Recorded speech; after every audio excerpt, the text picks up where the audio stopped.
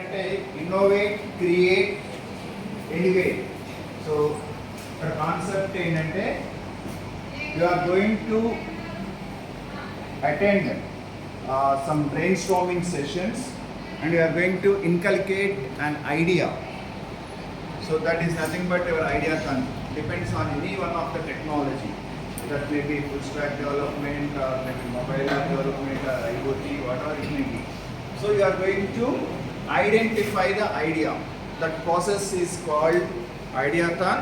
In that, if it is a new one, we can treat them as a innovation.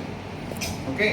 Once you identify the innovation and you are going to trying to implement that innovation, that idea is nothing but prototype building. Okay. That is second step. Is nothing but creation of prototype building or proof of concept, POC.